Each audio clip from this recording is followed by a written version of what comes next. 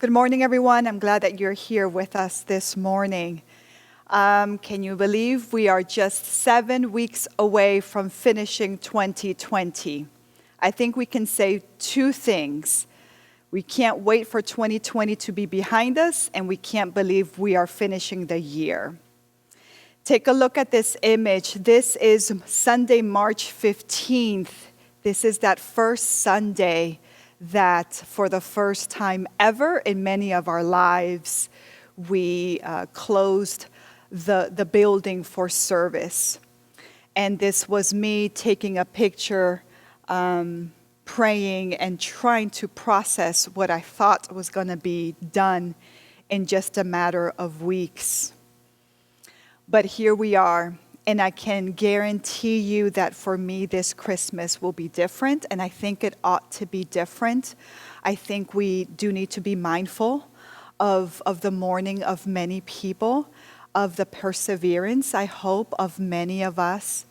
And may it be a sacred time to worship the fact that the Messiah, God Emmanuel, is with us.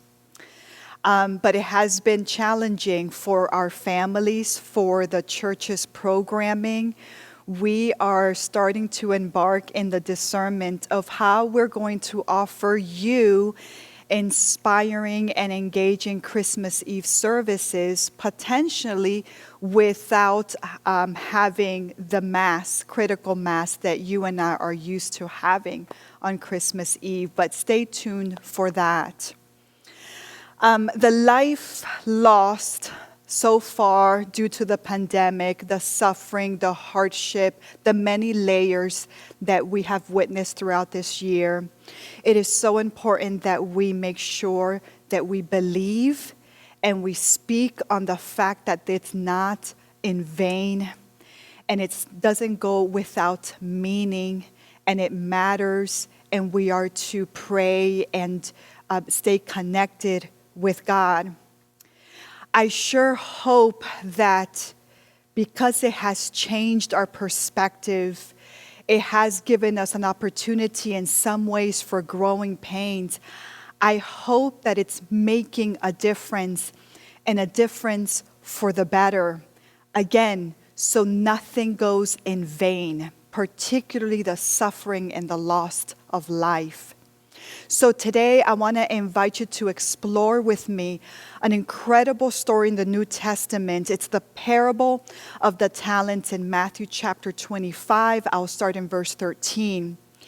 And I hope that with me you can seek the root of what is a grateful heart and what is the outcome of a humble and joyful heart. So let us read together Matthew 25, starting with verse 13, and it reads like this. For it is as if a man going on a journey summoned his servants and entrusted his property to them.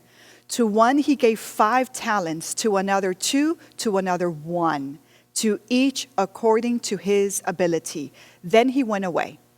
The one who received the first 5 talents went off at once and traded, in other words, worked with them, and made 5 more talents. That's the output. In the same way, the one who had 2 talents made 2 more talents.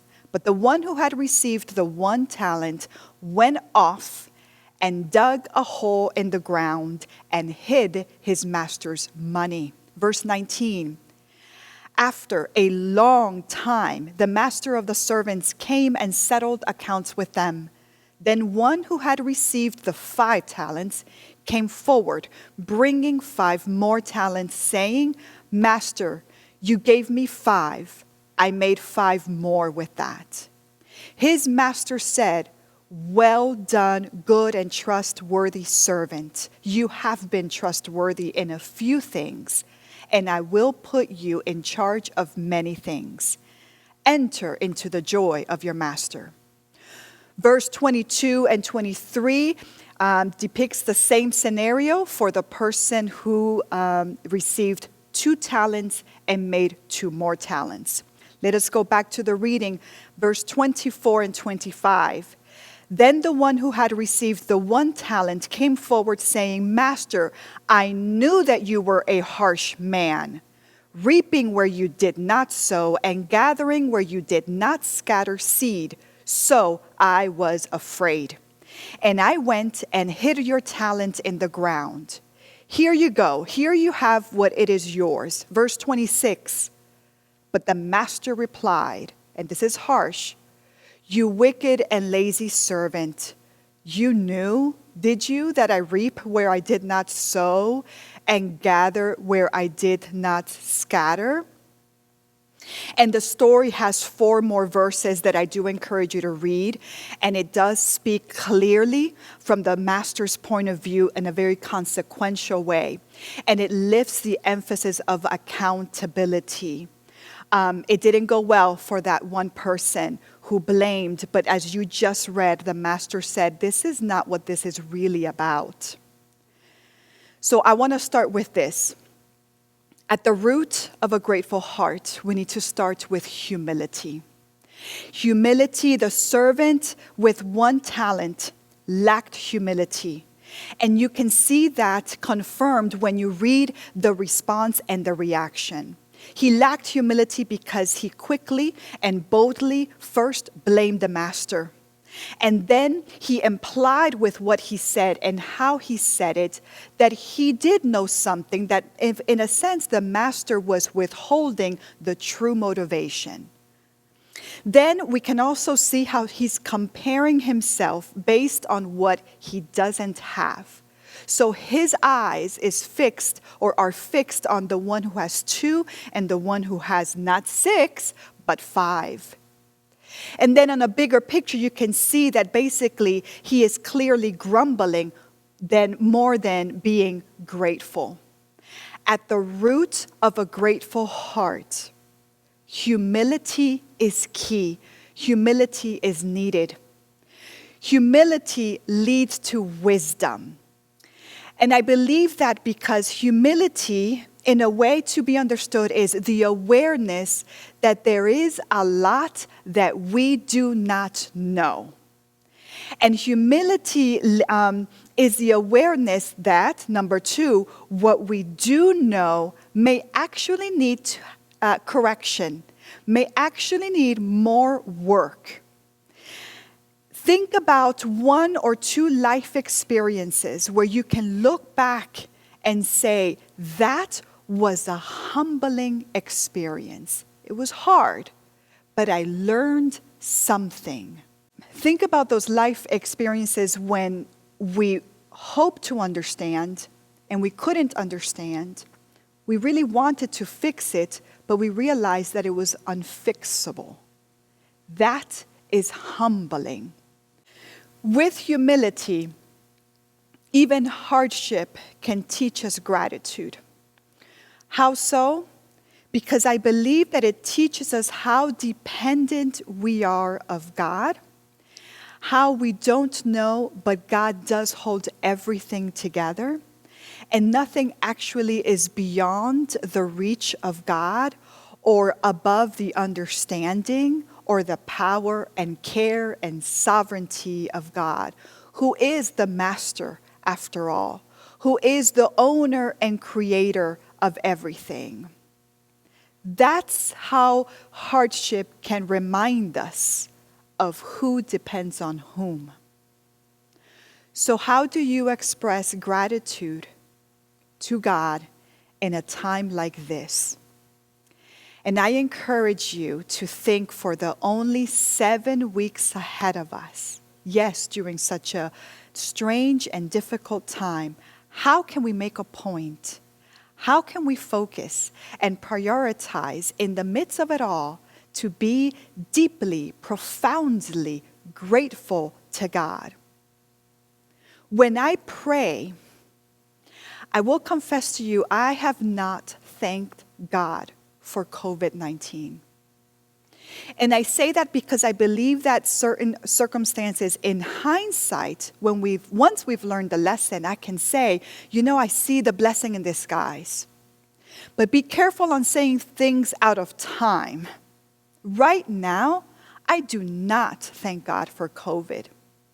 What I thank God for is the fact that I know that God is with us through this horrific global pandemic.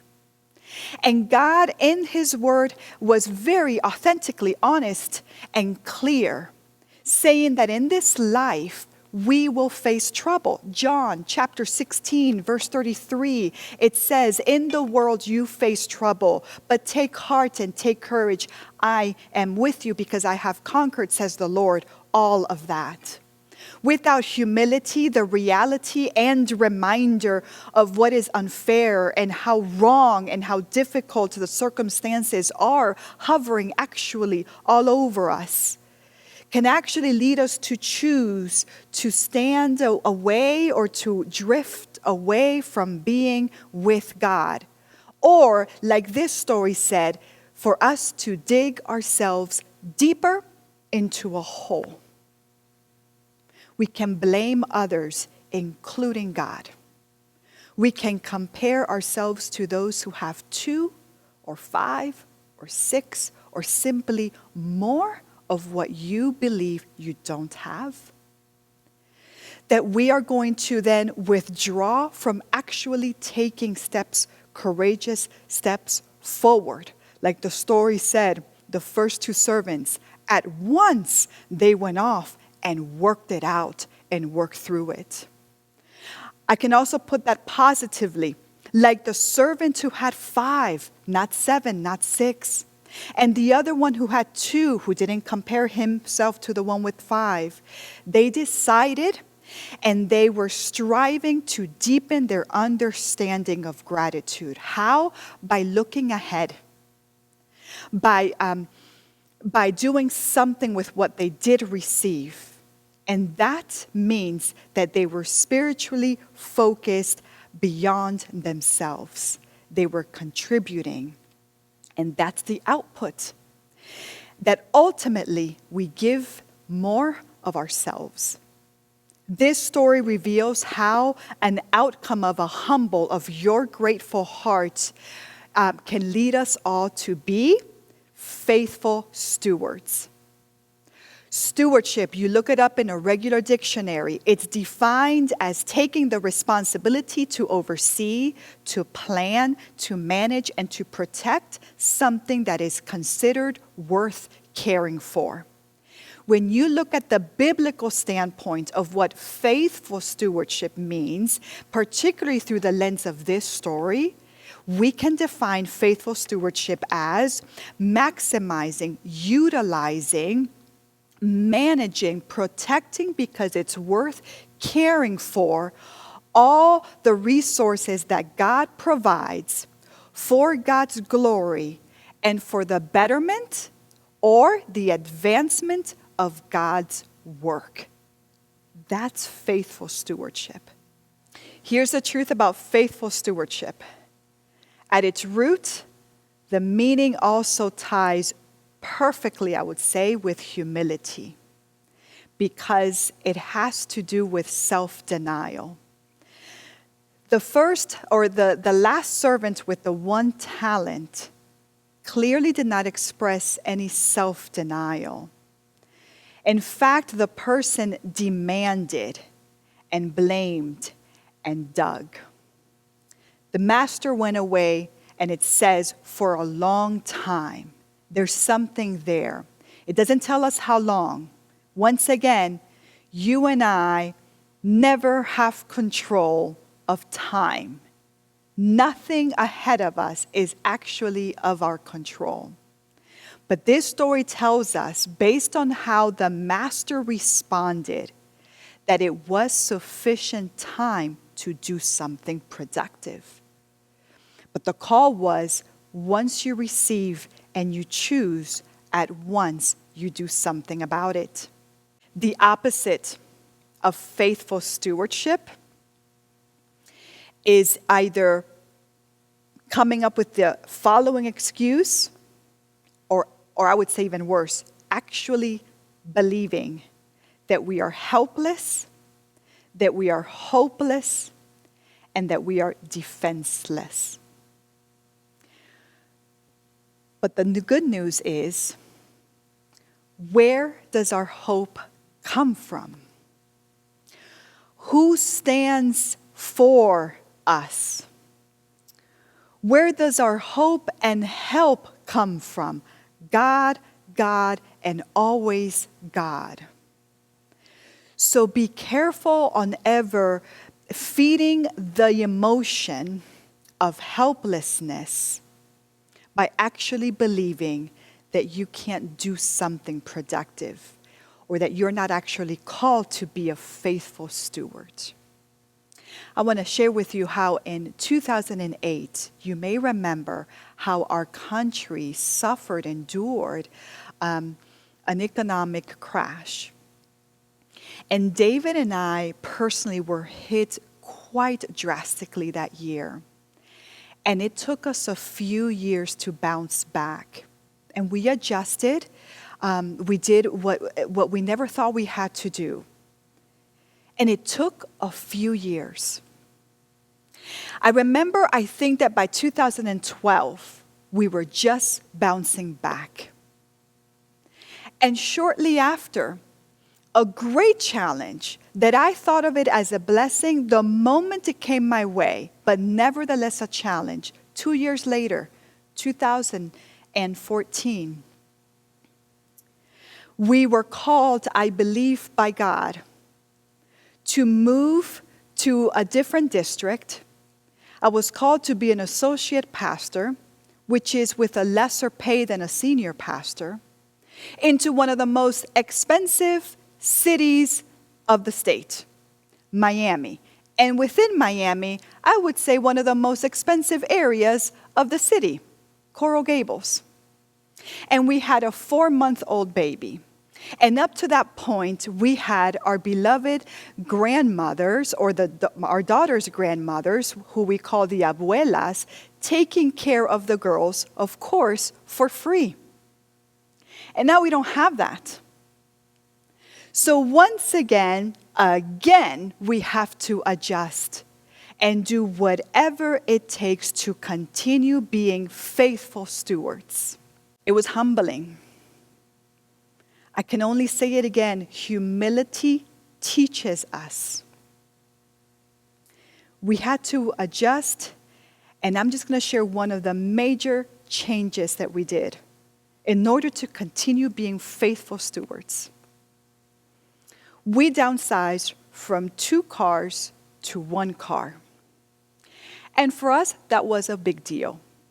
Maybe it's a first world problem, but it was a big deal for us.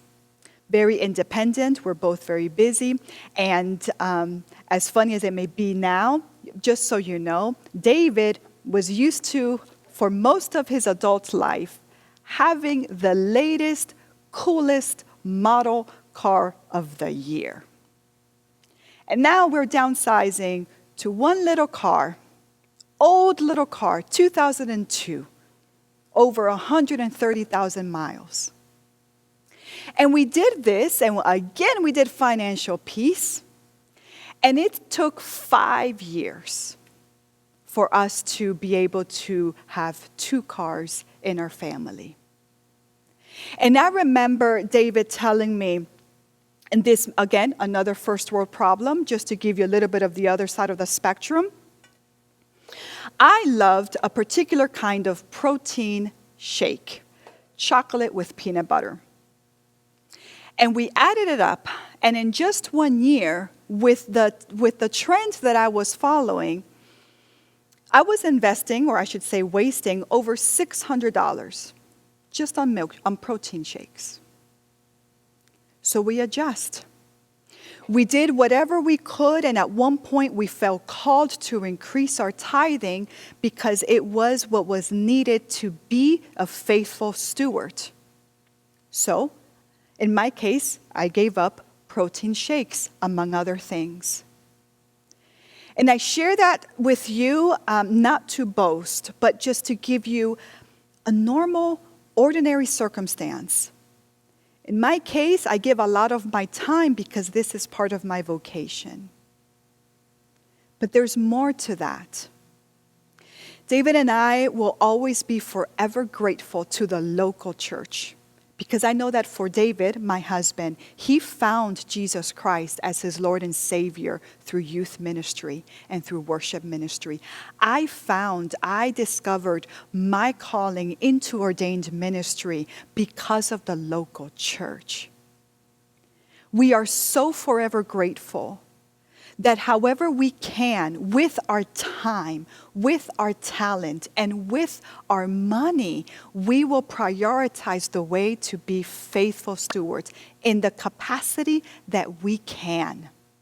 Maybe some of you can share this preference that I too have in David. I enjoy being able to worship right here in this space, expecting the AC to always be working. I enjoy that the projector has the lyrics blown up with good arts and clarity so that I can engage reading and following along. I enjoy and expect, and I hope you do too, that when you go to our restrooms, they are clearly ready for you. But I hope you don't come to this local church or any church that you call your church home or your church family, expecting to simply get. As faithful stewards, here's how that needs to be switched. We make this happen. We invest. We contribute. We share the responsibility. Another angle. I am privileged to say that I have 2 daughters, and I'm going to call them for now, for the sake of the story, my 2 talents. And I believe that for the rest of my life, and I sure hope the Master gives me a long time, that I will water and pour into their souls so that God can do the growth, so that they can learn for themselves and develop their own faith in knowing Jesus Christ. How? I depend on quality Sunday school programming. I depend, and I hope you do too, expecting good theology, good teaching, people trained, people willing and loving our kids, people who care to strengthen your marriage, people who care to walk alongside of you when we are wounded in our marriages, when we're losing our family members, to be in all the crises of life that we can imagine and the ones that we could never imagine happening to us. That's what the church family is all about. And I am not naive to think that if I do everything with my best effort, that I can guarantee that my girls, once they become adults, will be church goers. I sure hope. And what I'm going to do is I'm not going to dig that gift that I was given by God. I am going to invest every second of the day, every second of my life to pour into their lives, so that one day they will become those servants that they have to choose how they're going to live their lives. And ultimately, one day, I hope that you long as much as I long to stand before Jesus and unworthily, yet so sweet, hear Jesus say right back to us, "Well done, my faithful and trustworthy servant." I believe that is going to happen. I believe we will have that moment to experience one day. As disciples, we give thanks not for what is happening to us, but for the fact that nothing can actually separate us from the love of Jesus Christ. That's Romans 8:38. And that is faith with realism. Aren't we grateful that we are not a bother to Jesus or to Christ? In fact, we are called to be the body of Christ. So in response, my beloved friend, brother, and sister, faithful steward, may we then not ever consider contributing and advancing the kingdom a bother. We do not uphold a prosperity teaching. We don't give to avoid condemnation or to gain something. That's not what this is about. We give because we're grateful, because gratitude propels us to be generous. Who should take care of the church, the utilities, the operations? Who?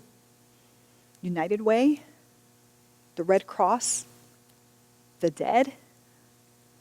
The non-Christians? Who is first called to take care of this? Those of us who come. This is our responsibility.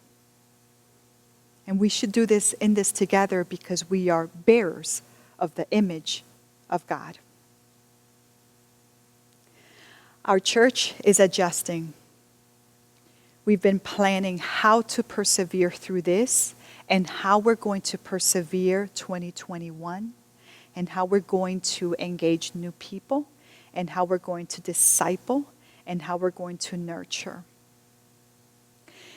We prepare budgets too, like every single one of us should. In 2019, as a church family, this right here, we learned a lesson. We needed to reorganize and realign ourselves. We needed to see how we were investing our time, our talent, and our money. Your money, the offering. It wasn't aligned accordingly. Or I should say, effectively. So we worked on that. And in January 2020, we presented a budget that the church was very gracious to stand by. We appreciate that. But I have to tell you the following. While we continued to work before the pandemic hit, days before, we realized we needed actually more correction and more clarity. And then the pandemic hit. And it only accelerated the need for us to readjust and plan. And whatever we have to work with, to work with. So I wanted to share that with you because as of now, we are needing to reduce significantly. We currently have been working with a reality of a budget of a $1.2 million budget. But to live within our means, to be able to do ministry and not be driven so much by the margin, we need to do all of that with a budget under $1 million. And that itself can only happen when all of us come together.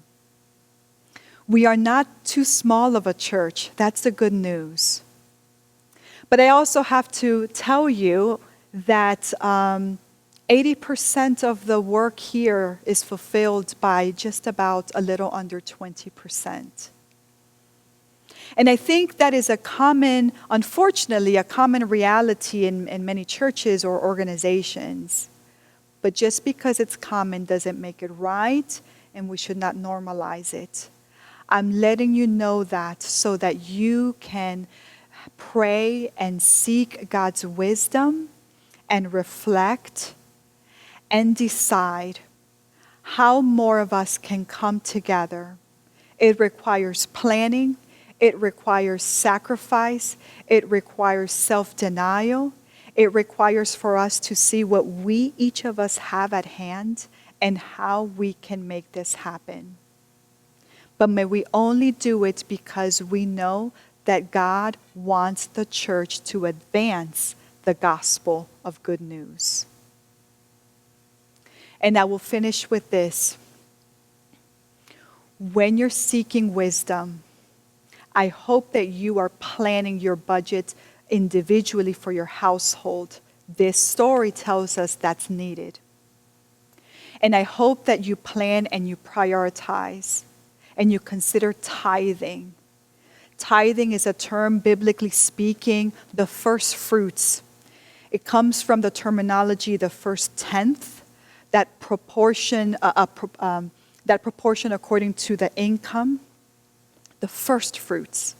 Plan accordingly and commit to that. And ultimately, may you joyfully long for the moment that you hear God say to you, "Well done, ambassador of Jesus Christ." Please pray on that. God bless you.